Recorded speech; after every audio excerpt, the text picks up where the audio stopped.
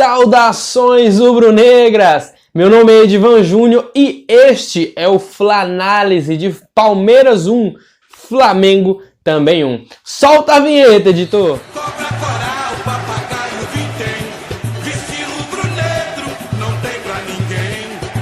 Cobra coral, papagaio, vintém, vice rubro-negro, não tem pra ninguém. Viva do disco do céu! E antes de falar sobre esse jogo tão atípico, tão diferente dos outros, cheio de personagens, cheio de características, eu peço que você curta esse vídeo, que você comenta a sua opinião sobre o jogo de hoje e que você possa compartilhar para que o meu canal possa crescer cada vez mais. Esse Palmeiras e Flamengo foi completamente diferente de todos os últimos, todos. Tudo que envolvia essa partida, tanto o lado futebolístico, o lado técnico, pelo Flamengo, pelo Palmeiras e pelo Flamengo estarem de fato disputando o Campeonato Brasileiro, tanto a questão judicial, se ia ter jogo, se não ia ter jogo, foi o jogo de Schrödinger. Aí é só para quem pode entender, né? A gente não sabia se ia ter, se não ia ter. Então ficou aquela confusão até 20, 30 minutos antes da partida. E aí o Tribunal Superior do Trabalho deu o aval, deu o voto favorável à CBF e decidiu-se pelo jogo. O Flamengo, como era de se esperar, Flamengo com 13 atletas contaminados pelo Covid-19. O Flamengo veio desfacelado, veio completamente modificado contra o Palmeiras. Era um jogo que nós torcedores, bastávamos torcer, rezar para que o time pudesse minimamente efetuar um bom trabalho em campo.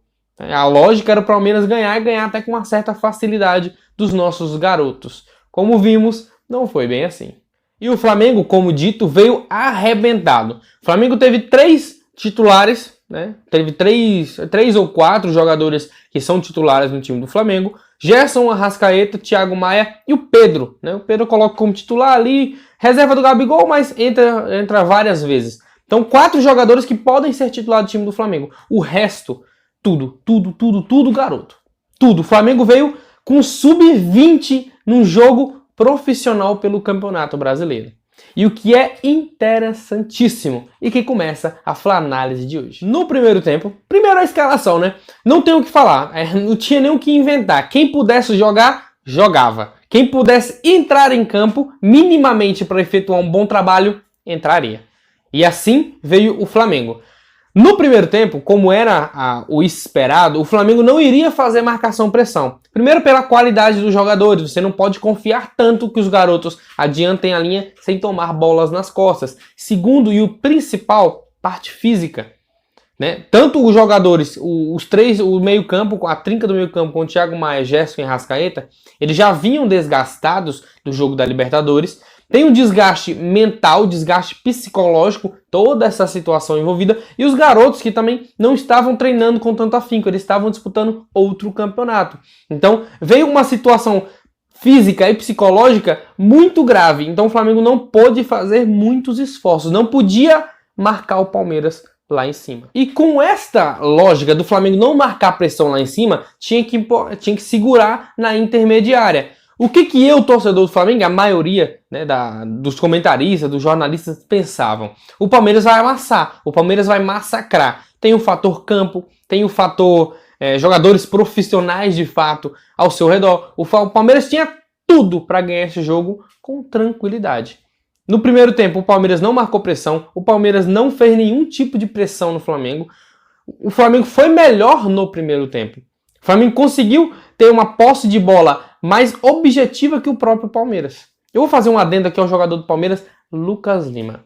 Alguém me responde, por favor, como que o Lucas Lima, em 2020, ainda recebe mais que R$1 milhão por mês para jogar na Série A?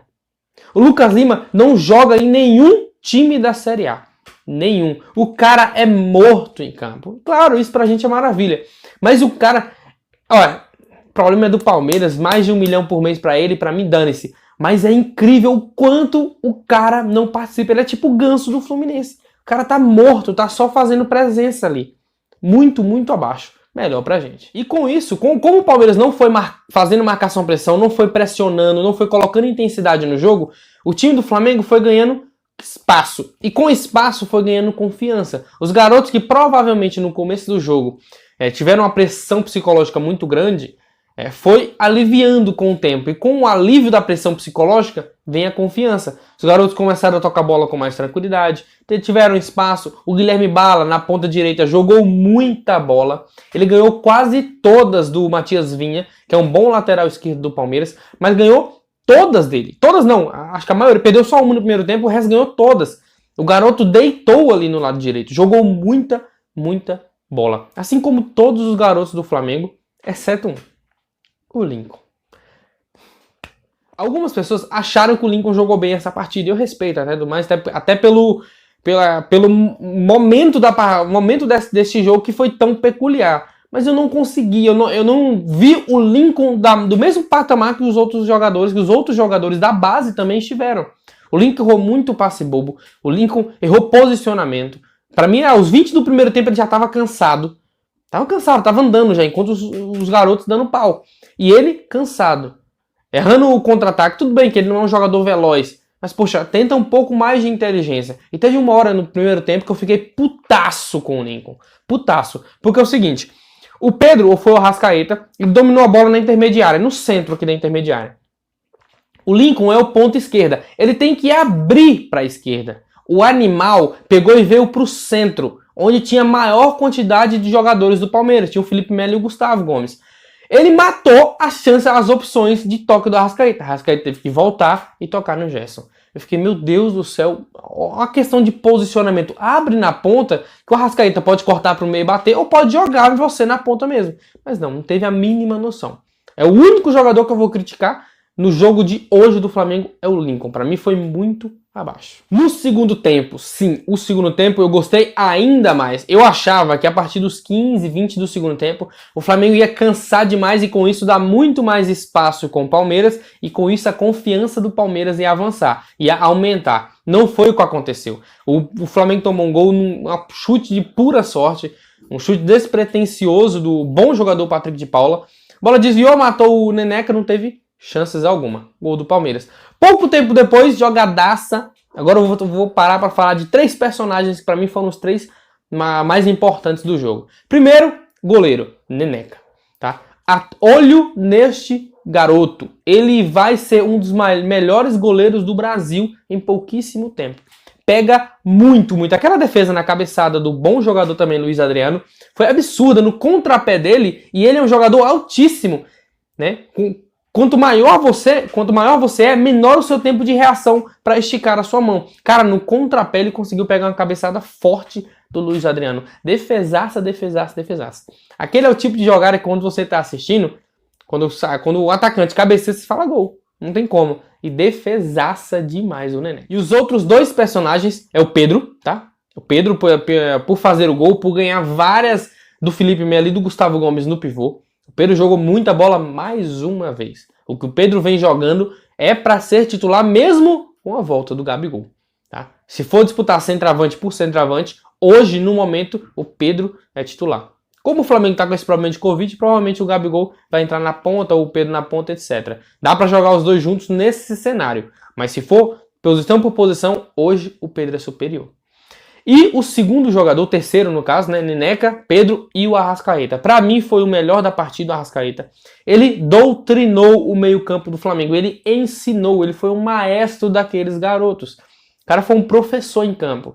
Segurava a bola na defesa, esticava quando tinha que esticar, segurava quando tinha que segurar. O cara amarrou o jogo da maneira como ele queria que fosse amarrado. O Arrascaeta pegou o jogo, colocou debaixo do braço e fez o que fez. Deu assistência pro gol, quase meteu um golaço. Cara, aquela jogada com o Pedro, nossa, se entra... Que jogadaça.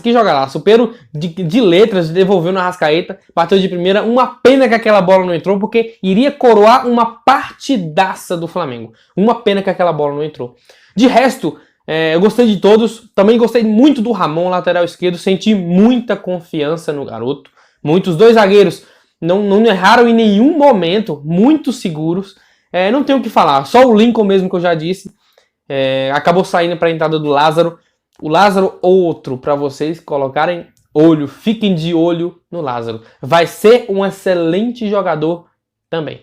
É isso, galera. Eu fiquei muitíssimo orgulhoso, muitíssimo feliz pelo resultado de hoje. Foi um empate contra um adversário de cima da tabela, mas na situação que o Flamengo se encontrava, foi um excelente resultado. Melhor que o resultado é o desempenho.